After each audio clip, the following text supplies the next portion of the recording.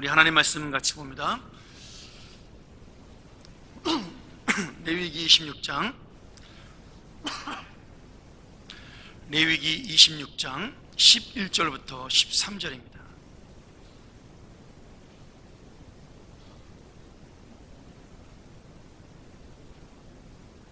우리 짧은 구절인데 함께 한 목소리로 봉독하도록 하죠.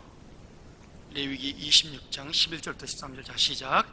내가 내 성막을 너희 중에 세우리니 내 마음이 너희를 싫어하지 아니할 것이며 나는 너희 중에 행하여 너희의 하나님이 되고 너희는 내 백성이 될 것이니라.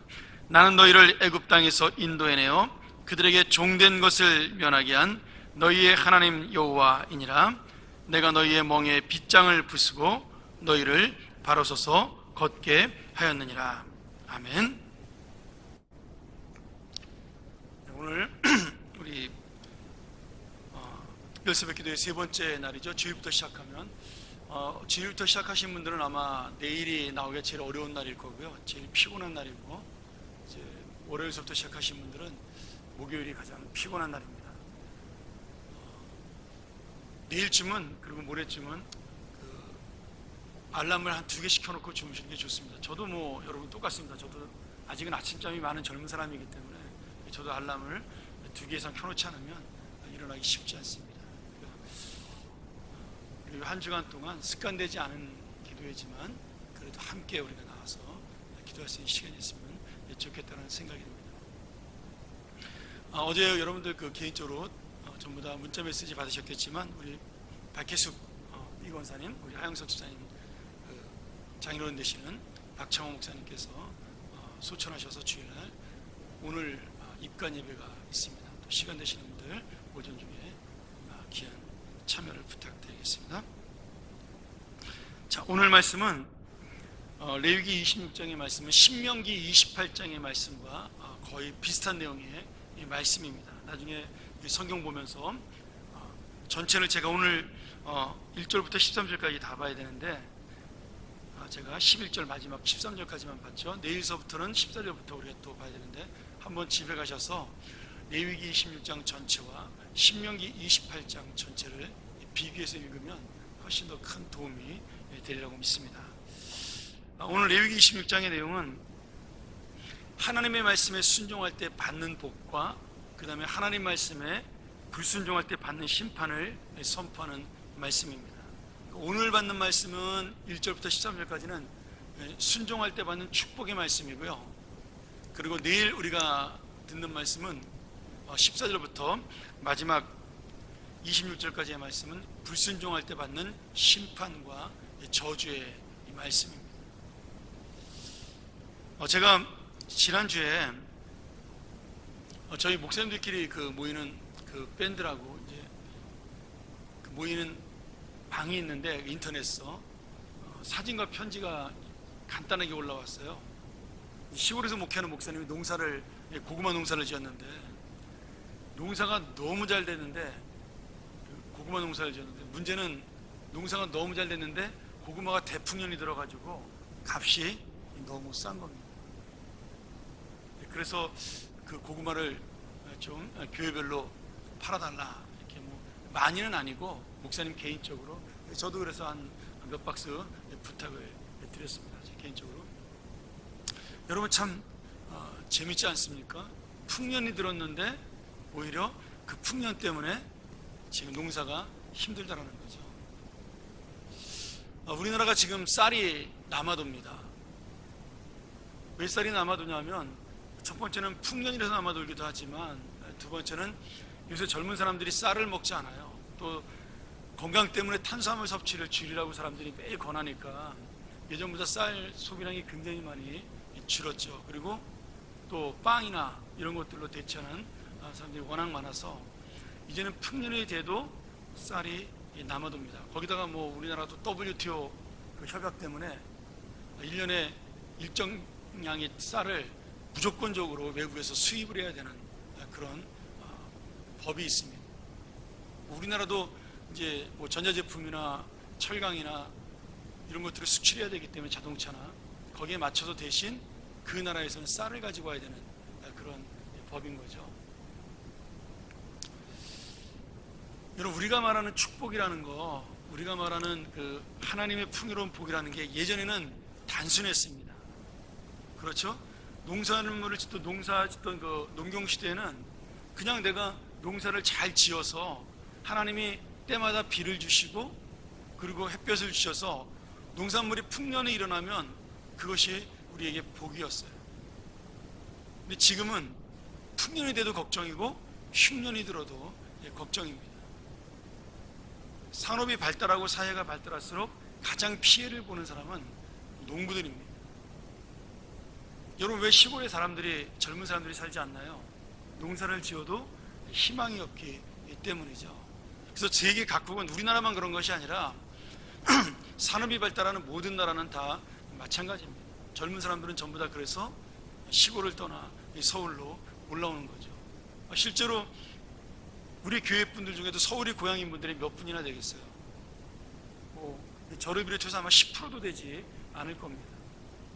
그리고 대부분의 사람들은 타지에서 오신 분들이죠. 제가 이렇게 보니까 굉장히 많이 지방에서 올라온 분들이 저에게는 많죠. 이제 그런 것들이 뭐냐면 농사를 지어서는 이제는 먹고 살 수 없거나 아니면 잘 살 수 없다는 것을 이 사람들이 알고 있기 때문입니다. 그래서 선진국들은 농부들에게 농사를 지을 수 있도록 많은 보조금을 줍니다. 유럽이나 미국이나 다 마찬가지죠. 미국은 제가 오클라호마 살 때 이제 미국에서 제일 많이 난 농산물, 밀 생산하는 데가 이제 오클라호마인데, 오클라호마 전체사는 밀 생산량이 전 세계 인구의 거의 카바시 정도로 많이 나오니까 거기도 풍년이 되면 곤란해집니다. 농산물값이 떨어지니까. 그래서 정부에서 돈을 주고 농사를 너무 많이 짓지 못하도록 막습니다. 일정량을 못하게 매년 교대로 농사를 짓도록 저절로 스스로 안식년을 땅을 만들죠. 그리고 나머지 농사를 안 짓게 되면 정부에서 보조금을 줍니다. 그런 것처럼 이제는 산업화가 되고 사회가 발달할수록 내가 원하는 것이 이루어진다고 해서 잘 살 수 있는 세상은 아니라는 생각이 들어요. 그러니까 이 복지사회라는 게 뭐냐? 복지사회라는 것은 결국 백성들의 마음에 헤아림을 아는 것. 계속 지금 레위기서 25장서부터 인간의 기본권에 대한 설명이 나와 있거든요. 먹고 사는데 최소의 걱정하지 않고 사는 것. 그것을 우리가 이제 복지사회의 기본이라고 부르는 겁니다. 어제 제가 신문을 봤더니 재밌는 기사가 났더라고요. 우리나라 그 1인 노인이 살려면 한 98만 원 정도의 돈이 필요한데 지금 국민연금으로 우리나라 평균 수령하는 돈이 28만 원밖에 되지 않는데요. 우리나라 어르신들, 그러니까 65세 이상 되신 분들이 그러면은 그 나머지 70만 원이 더 있어야 살 수가 있는데 28만 원만 수령해 간다 그러면 그분들이 얼마나 어렵게 사느냐를 보여주는 거죠. 산업화될수록 사회가 더 남들이 볼 때 잘 사는 것처럼 보이지만 실제로 잘 사는 것이 아니라는 거죠. 왜냐하면 예전에는 굶지 않고 살면 잘 사는 것이었지만 지금은 남과 비교해서 함께 사는 것이 잘 사는 거예요. 그럼 잘 생각을 해보세요. 지금 우리나라에서 자기의 목숨을 던지거나 아니면 인생을 포기하는 사람이 굶어서 그런 사람은 거의 없습니다. 차라리 굶을 정도로 가난하거나 힘이 들면요 죽을 정신이 없어요. 왜? 배고프면 죽고 싶은 마음이 생기는 게 아니에요. 배고프면 살기 위해서 뭐든지 먹으려고 애를 씁니다. 여러분 한 3일, 4일, 5일 굶어보세요. 죽고 싶은 생각이 나나? 살고 싶죠. 그런데 죽고 싶다는 생각이 드는 것은 정신적인 공허감 때문에 그렇습니다. 내가 어떤 일에 크게 실망을 했거나 아니면 내가 원하는 일이 이루어지지 않았거나 남과 비교할 때 내 자신이 떨어진다는 생각이 들 때 그때 죽고 싶다는 생각이 드는 거죠. 그래서 우리가 여기서 하나님의 복이라는 것을 여러분 잘 생각을 하셔야 돼요. 하나님의 복은 내가 너무나 많은 것을 가져가지고 남보다 더 풍성하게 되는 것이 아닙니다. 내 마음속에 평화와 기쁨을 놓치지 않는 것, 내 안에 계신 성령이 나를 붙잡아서 내가 그 하나님과 함께 동행하고 산다는 것이 진짜 축복이라는 거죠. 오늘 레위기 16장 1절부터 13절 사이에 보면 계명을 잘 지키는 자, 하나님 말씀 앞에 순종하는 자의 축복이 4가지로 임합니다. 첫 번째 복이 뭐냐면 3절부터 5절까지 나오는데 때에 맞는 비입니다. 비가 늦은 비와 이른 비가, 가을의 이른 비와 봄의 늦은 비가 잘 내려서 곡식을 풍성하게 만드는 것을 하나님의 첫 번째 축복이라고 얘기해요. 농경시대니까 농산물이 풍족한 것이 축복입니다. 그리고 6절부터 8절까지 보면 두 번째 축복으로 평화를 이야기합니다. 내가 아무리 농사를 잘 지어도 외부에서 적군이 쳐들어와서 그 농산물을 다 뺏어가면 소용이 없으니까 그 하나님께서 평화를 지켜주는 것, 아니면 적군이 쳐들어와도 승리할 수 있는 것, 그래서 우리가 평화를 누리는 것, 그것을 두 번째 축복이라고 설명을 합니다. 세 번째 축복이 뭐예요? 민족, 다시 말하면 자녀의 번성입니다. 아브라함의 축복이 계속해서 이어져서 하늘의 별처럼 바다의 모래처럼 자식들이 많아지고 곡식이 계속 쌓여서 풍성해지는 것. 사람이 많아지면 먹을 것이 모자라야 정상인데 하나님의 은혜는 그렇지 않다라는 거죠. 자식이 많을수록 더 많은 것을 하나님이 주셔서 풍성해지는 것. 그래서 가족이 행복하고 기쁨으로 사는 것을 하나님의 세 번째 축복이라고 이야기합니다. 여러분, 우리가 말하는 축복, 결국 내가 원하는 것들을 얻는 풍요로운 복, 그 다음에 평화의 복, 그리고 온 가정이 잘 되는 그러한 복, 그래서 기쁨이 있고 행복한 것, 이 모든 복을 한번 잘 생각을 해보세요. 이것이 많기 때문에 누리는 복이 아닙니다. 또 내가 노력한다고 해서 얻을 수 있는 복만도 아니죠.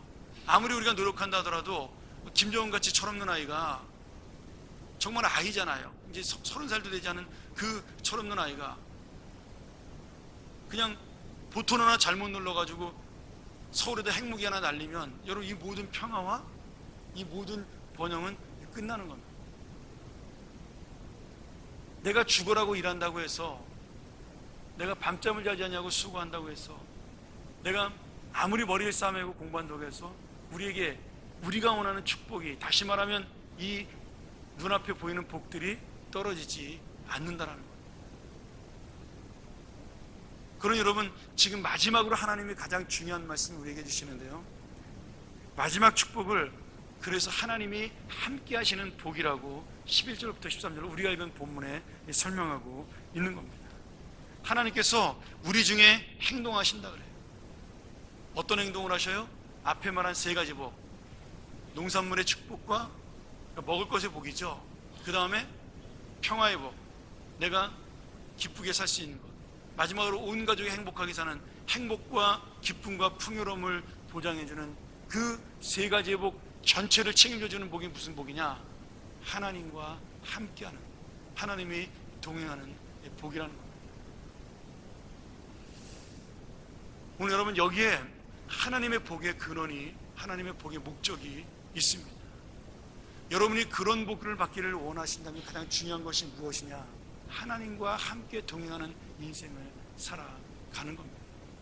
여러분, 이 나라와 이 민족이 잘 살기 위해서는 우리가 엄청나게 부자로 사는 것이 아니라 모든 민족이 함께 잘 살기 위해서는 서로가 하나님의 은혜대로, 우리가 배웠던 대로 25장 그 말씀을 가지고 가난한 자를 돕고 서로가 나누며 공정한 분배와 공평한 소득이 일어나고요, 그리고 외부의 침략이 없도록 하나님의 은혜를 구하는 것이 가장 중요합니다.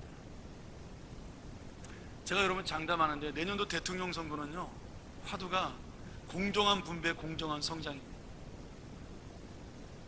이제 경제적으로 오를 만큼 올랐거든요. 지금 우리나라의 불평은 뭐냐면 나는 저 사람만큼 못 산다, 나는 죽어라고 일해도 저 사람만큼 못 산다, 이게 우리의 지금 불평이죠. 젊은이들도 마찬가지예요. 내가 열심히 공부했는데 왜 옛날 우리 부모님 세대처럼 우리는 취직하지 못하느냐. 저희 때는 대학만 나오면 아무데나 다 들어갔잖아요. 예지가 난 사람이 모자르던 시대였으니까. 산업화 시대 초기 단계였으니까 우리 부모님 시대나 저희 시대까지만 하더라도 대학을 졸업하면 좋은 회사 들어가는 것은 너무나 쉬운 일이었습니다. 그러니 지금 젊은이들에게 가장 중요한 건 뭐예요? 나도 우리도 부모님만큼 대접받고 살고 싶답니다.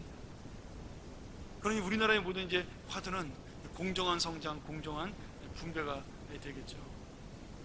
뭐 누가 대통령이 돼도 이것을 만족시키지 못하면 성공하지 못할 거라고 생각을 합니다. 그리고 아마 100% 이 공약을 걸고 나올 거예요. 근데 여러분, 이 공정한 분배, 공정한 성장은요, 정치로 되는 것이 아닙니다. 사람들이 오해하고 있어요. 사람들은 천성적으로 악한 욕심을 가지고 있기 때문에 절대로 공정한 것이 생기지 않습니다. 공정한 성장, 공정한 분배, 다시 말하면 하나님의 평화와 복, 모든 사람이 함께 누리는 은혜는요, 믿음으로만이 가능합니다. 내가 하나님의 마음을 가지는 것만이 가능합니다. 오늘 여러분, 하나님께서 우리에게 마지막 이 축복의 목표, 언약의 목표를 이렇게 말씀하고 있어요. 이스라엘은 나의 백성이 되고 나는 너희의 하나님이 될 것이다.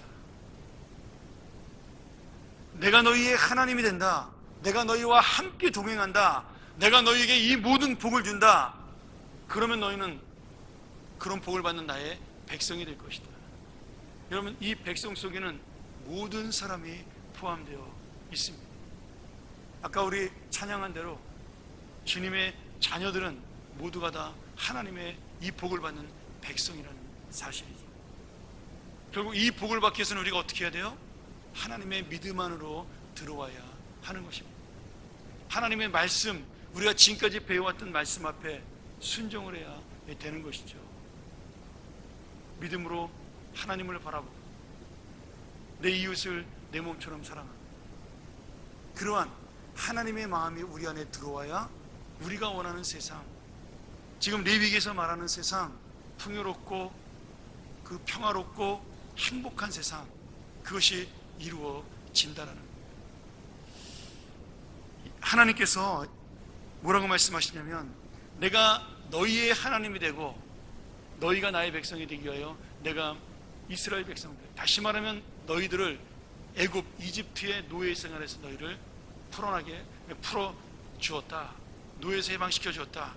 그 말씀을 뭐라 하냐면, 그들의 목에 있는 멍에의 빗장을 풀어주셨다라고 우리에게 말씀합니다. 우리 그림 한번 보여줄까요? 저 그림을 보면 이스라엘에서는, 우리나라도 이제 가끔 저렇게 농사 짓는 분들이 있죠. 밭을 갈 때 소에게 저 멍에를 씌웁니다. 한 마리의 소는 건강하고 농사를 잘 짓는 소, 한 마리의 소는 조금 서투른 소, 보통 부모와 자식, 아니면 농사를 많이 해본 소와 적게 한 소죠. 그 소에게 저렇게 멍에를 씌웁니다. 저 멍에를 씌우는 이유가 뭐죠? 두 마리의 소가 같이 갈 수 있도록 씌우는 거죠. 두 마리의 소가. 그래서 한 마리의 소가 못하는 것을 한 마리의 소가 도와줌으로 같이 밭을 갈 수 있도록 하는 겁니다.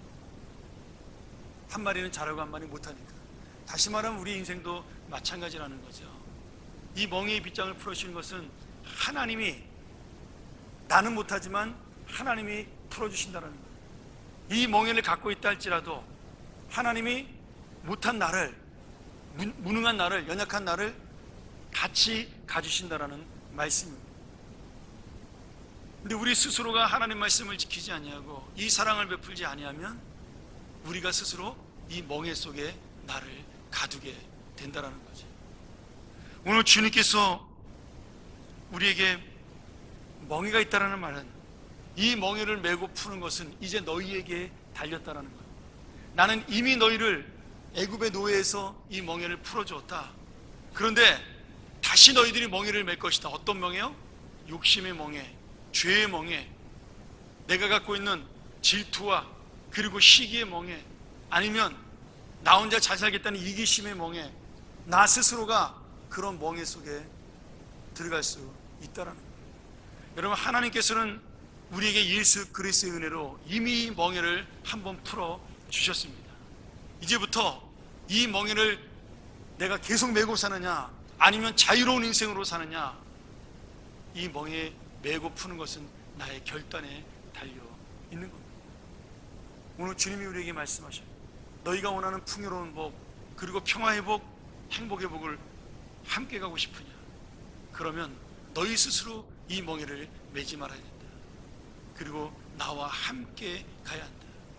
여러분, 하나님께 매이는 것도 사실은 멍에를 매이는 겁니다. 근데 그 멍에는 주님의 그 능력 속에 나를 함께 가게 하는 것입니다. 내가 갈 수 없는 길, 내가 할 수 없는 길, 내 마음은 욕심 때문에 못하는 일, 내 마음은 게으름 때문에 못하는 일, 이런 모든 것들을 주님과 함께 멍에를 메고 감으로 주님 때문에 할 수 있다는 것. 나는 약하지만 능력 있으신 주님이 마치 능력 있는 소가 능력 없는 소를 이끌고 농사를 짓듯이 내 인생을 살아갈 때 내 욕심의 멍에가 아닌 하나님의 이 멍에 속으로 들어가는 것, 그것이 바로 주님과 동행하는 삶입니다. 여러분, 그것이 불편할 수 있어요. 내 마음대로 살지 못하니까 힘들 수가 있습니다. 그런데 그 멍에를 메고 가는 자가 바로 하나님과 동행하는 자, 그리고 오늘 주님께서 말씀하셨던 풍요와 그리고 기쁨과 그리고 행복, 가정의 모든 그런 행복을 누리는 그런 하나님의 복이 함께하는 백성이 됩니다. 오늘 여러분, 우리가 전도하는 목적이 뭔지 아세요? 그들을 예수 믿고 같이 천당 가자, 여러분, 그런 차원의 문제가 아닙니다. 한 사람이 예수를 알므로 이 죄의 멍에에서 해방이 돼요. 우리처럼 하나님의 마음을 아는 자가 되는 거예요. 여러분, 결국 이 땅을 그 한 사람 한 사람 우리가 전도함으로 말미암아 이 땅이 하나님의 뜻을 알고 하나님의 멍에를 메는 자들이 늘어나므로 우리의 영혼만 변화되는 것이 아니라 그 변화된 영혼을 가지고 이 땅을 하루하루 살아가는 자들을 통해 우리 교회가 변화되고 이 나라가 변화되고 여러분의 가정이 변화되는 그런 역사를 나의 눈으로 현실로 볼 수 있도록 하기 위함입니다. 오늘 여러분, 예수를 믿는 것은 단순히 영적인 문제만은 아닙니다. 영성이라는 단어가 그래서 여러분 썩 그렇게 좋은 단어가 아니에요. 우리에게는 영성이라는 단어보다 훨씬 더 좋은 이 단어가 있습니다. 제자도라는 단어. 제자도. 영성은 우리의 삶을 제한시키는 단어죠. 우리나라에서는 그래요. 외국에서는 그렇지 않지만. 그러나 이 제자도라는 단어는 예수님처럼 살아가겠다는 결단의 단어입니다. 행동의 단어. 결국 우리 모든 전체 이 나라 백성이 예수님의 제자가 된다면 정치와 경제로 해결하지 못하는 문제들, 내 안에서 속을 끓이고 고민하고 있는 문제들이 자연스럽게 해결되는 나라와 민족이 되고 여러분의 가정이 될 것입니다. 오늘 여러분, 우리가 무엇을 구해야 됩니까? 하나님의 함께 하심을 구해야 됩니다. 그리고 이미 하나님은 우리에게 함께 하겠다고 약속을 하셨어요. 내가 너희의 하나님이 되겠다고 말씀하셨습니다. 너희는 나의 백성이 될 것이라고 약속을 하셨어요. 그러니까 이제는 나의 결단에 달려 있는 것입니다. 내가 하나님의 백성으로, 하나님의 자녀로 살겠습니다. 그리고 내가 오늘 전도하는 그 사람이 하나님의 자녀가 되고 하나님의 백성이 되게 함으로 이 땅을 하나님의 나라로 바꾸는 전체 하나님이 동행하시는 그런 귀한 삶으로 제가 만들겠습니다. 주님, 연약한 저를 도와 주시옵소서. 나의 욕심 많고 나의 이기심 많은 나의 삶을 바꾸어 주시고 하나님의 멍에를 메고 하는 기쁨을 얻게 하여 주시옵소서. 우리가 바로 기도할 제목들이 그것입니다. 여러분, 이 땅의 삶으로 하나님의 천국의 삶을 이미 누리기 위하여 우리의 삶은 예배와 기도로 끝나는 것이 아니라 오늘 여러분이 가는 삶으로 나아가는 것입니다. 여러분의 직장으로, 가정으로 이 하나님의 풍요로운 복이, 하나님의 평화의 복이, 하나님의 행복이, 그리고 하나님의 동행하시는 놀라운 역사가 우리의 삶 속에서 하루하루 이루어지는 것입니다. 내가 하나님의 마음을 가질 때, 내가 이 땅의 욕심을 버리고 하나님의 예수 그리스도의 마음을 가질 때, 내 형제를 그 사랑으로 바라보고 내 자매를 그 은혜로 바라볼 때, 내가 전도할 그 영혼들을 이 하나님의 마음으로 바라볼 때, 이 땅에 여러분의 마음속에 하나님의 나라와 하나님의 은혜와 하나님의 동행은 이미 이루어질 것입니다. 사랑하는 여러분, 이 말씀은 너무나 단순하고 쉬운 말씀이에요. 간단합니다. 그냥 지키느냐 안 지키느냐 여러분이 결단하는 문제입니다. 그런데 인생에서 결정할 때는 이것이 얼마나 어려운 문제인지 모릅니다. 그래서 모든 문제는 무엇을 해결해요? 믿음으로 밖에는 해결할 수 없습니다. 오늘 여러분, 우리 그 믿음을 달라고 기도하시기를 부탁드립니다. 하나님의 사람으로 하나님과 함께 동행하는 은혜, 하나님과 함께 누리는 은혜, 그 은혜를 달라고 우리 시간 함께 기도하고, 그 은혜가 함께하는 인생이 되고 또 내가 전도하는 영혼들이 될 수 있게 해달라고 함께 기도하기를 원합니다. 우리 시간 같이 한번 기도하기를 원합니다. 우리 이 말씀 기억하면서 이제 주님께서 우리에게 말씀하셨습니다. 내 인생에 아직도 멍해가 있구나. 너의 욕심 때문에 멍해가 있구나. 네가 갖고 있는 아직도 채우고 싶어하는 욕망 때문에 너의 멍해를 벗지 못하는구나. 이제 너의 믿음과 결단으로 이 멍해를 벗으라.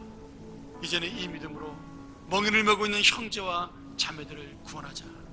우리 함께 이 말씀을 가지고 주님의 계명 앞에 순종하고 주님의 말씀에 순종하여 하나님의 우리 계신 진정한 자유를 믿음으로 누리고 그 인생을 향하여 오늘 이 하루도 달려가는 여러분 되시길 주님의 이름으로 간절히 축원합니다. 우리 시간 같이 한번 주님 한번 크게 외치고 이 시간 말씀을 향하여 나가도록, 주님의 동행하심을 향하여 나가도록, 내가 전도하고 싶은 그 영혼들, 내가 기도하고 싶은 그 영혼들이 하나님의 놀라운 은혜를 가지고 이 세상의 멍해를 풀어버리고 우리와 함께 진리의 자유를 가지고 하나님의 뜻을 향하여 달려가는 영혼이 될 수 있도록 우리 시간 같이 한번 주여 크게 외치고 한번 기도합니다. 주여, 자비하시는